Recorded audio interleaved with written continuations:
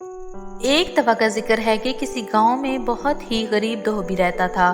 کپڑوں کی دھلائی کے ساتھ ساتھ اس کو آسمان کو قریب سے دیکھنے کا بہت شوق تھا۔ وہ اور اس کی بیوی روز دھوبی گھاٹ پر کپڑے دھونے جاتے تھے۔ ایک روز جب اس کی بیوی کپڑوں کو سکھا رہی تھی تو اس کی نظر آسمان پر پڑی، اور کیا دیکھتی ہے کہ آسمان سے ایک ہاتھی اڑتا ہوا زمین پر اتر رہا ہے، اور جیسے ہی وہ زمین پر اترا تو غائب ہو گیا۔ 2-3 روز تک وہ یوں ہی ہاتھی کو زمین پر اترتا دیکھتی رہی۔ ایک رات اس نے یہ سارا ماجرا دھوبی کو بتایا۔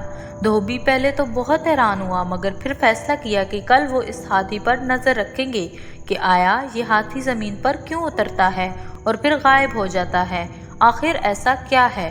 اگلے دن دونوں شدت سے اس کا انتظار کرنے لگے، آسمان پر بار بار نظر دوڑانے لگے۔ آخر کار انتظار کا وقت ختم ہوا اور ان کو آسمان سے ہاتھی زمین پر اترتا نظر ہی آ گیا۔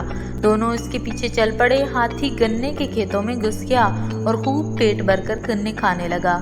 ہاتھی کا پیٹ بھرا اور اڑنے کی تیاری کرنے لگا۔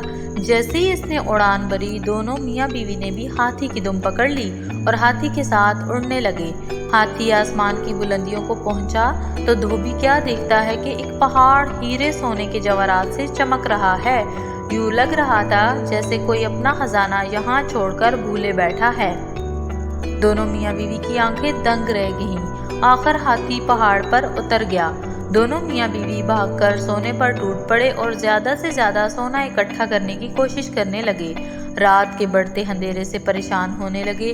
اچانک ان کو خیال آیا کہ صبح ہوتے ہی وہ ہاتھی کی دم پکڑ کر زمین پر اتر جائیں گے۔ آخر صبح ہوئی اور ویسا ہی انہوں نے کیا جو انہوں نے ساری رات سوچتے گزارا تھا۔ خیر زمین پر اترے اور اپنے گھر کی طرف رواں دواں ہو گئے۔ ایک غریب دھوبی جو دن بدن امیر ہوتا جا رہا تھا، اس کو دیکھ کر سارا گاؤں حیران و پریشان ہو گیا کہ اچانک ایسا کیا ہوا کہ دھوبی اتنا امیر ہو گیا ہے۔ گاؤں کے لوگ دھوبی کے پاس آئے اور اس کے یوں اچانک امیر ہونے کا راز پوچھنے لگے۔ دھوبی ان کو کچھ نہ بتاتا۔ ایک دن دھوبی کسی کام سے شہر سے باہر نکل گیا۔ اس بات کا فائدہ اٹھاتے ہوئے ان کی ہمسائی دھوبن کے پاس آئی اور باتوں باتوں میں خزانے کا راز اگلوا لیا۔ رات کو جب دھوبی واپس آیا، دھوبن نے سارا ماجرا بتایا۔ دھوبی کو اس کی حرکت پر بہت غصہ آیا، مگر اب بات ہاتھ سے نکل چکی تھی۔ صبح سارا گاؤں دھوبی سے مدد مانگنے آیا کہ وہ ان کے ساتھ کھیتوں میں چلے اور ہاتھی کے ساتھ خزانے تک پہنچانے میں ان کی مدد کرے۔ یہ سب سننے کے بعد دھوبی کے دل میں لالچ پیدا ہو گئی۔ یہ سوچ کر وہ ان کے ساتھ جانے کے لیے راضی ہو گیا۔ اگلی صبح سارے گاؤں والے کھیتوں کو نکل گئے اور آنکھیں آسمان پر جمائے بیٹھے تھے۔ ہاتھی زمین پر اترا اور گنے کھانے لگا۔ سب گاؤں والے اس طاق میں بیٹھے تھے کہ جیسے ہی ہاتھی گنے کھا کے فارغ ہوگا، وہ سب اس کی دم پکڑ کر اس خزانے تک پہنچ جائیں گے۔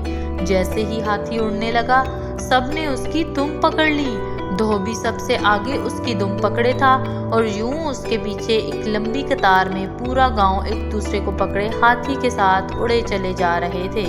سب گاؤں والے آپس میں باتیں کرنے لگے کہ وہاں اتنا خزانہ ہوگا اور ہم سب لے کر آ سکیں گے۔ کسی نے کہا، خود سے سوچنے سے اچھا ہے کہ ہم کیوں نہ دھوبی سے پوچھ لیں۔ ایک گاؤں والے نے پوچھا، دھوبی وہاں کتنا سونا ہے؟ دھوبی خزانے کی لالچ میں گاؤں والوں کے ساتھ چل دیا تھا۔ دم کو چھوڑتے ہوئے ہاتھوں کے زاویے سے کہنے لگا، اتنا زیادہ۔ یہ کہنے کی دیر تھی کہ سب زمین پر سر کے بل گر پڑے اور ہاتھی مزے سے آسمان میں اپنی اڑان بھرنے لگا اور گاؤں والوں کو ان کے لالچ کی سزا مل گئی۔ تو بچوں، لالچ بری بلا ہے۔